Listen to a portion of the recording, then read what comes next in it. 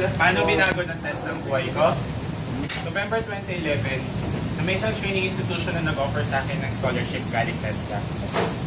Dahil passion ko magluto at pangarap ko mag-iisang chef, kumuha ako ng kursong commercial cooking.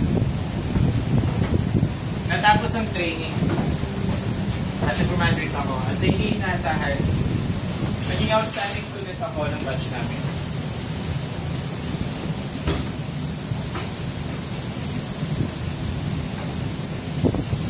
After a month, pinasok ang mundo ng pagtuturo.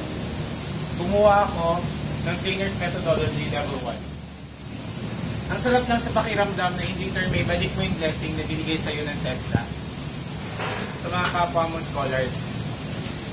Sa tulong ng aking Maximum Technical and Skills Training Center family, hindi ako tumigil kumuha ng ibang technical vocational education and trainings tulad ng bartending, food and beverage services, housekeeping, ship's catering, front office, at cookery. Dahil sa Maxima, layunin namin na makapag-produce ng worldwide competitive event graduate student ko. Ngayon, nandito ako sa isang malaking cruise company on Norwegian Cruise Line.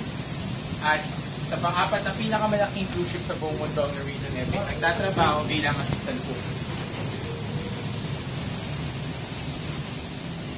Salamat sa suporta ng aking Maxima Technical and Skills Training Center at sa Technical Vocational Education and Trainings ng TESDA. Dahil dito, ito ang naging edge ko unti-unti kong abutin ang aking pangarap, ang maging isang chef. Ako nga po pala si Prof. Suso M. Cruz II. Sa TESDA, sumaya ang buhay ko. Buhay nyo, sasaya rin sa TESDA. Ako si Prof. Isang Maximanian. Tatak TESDA.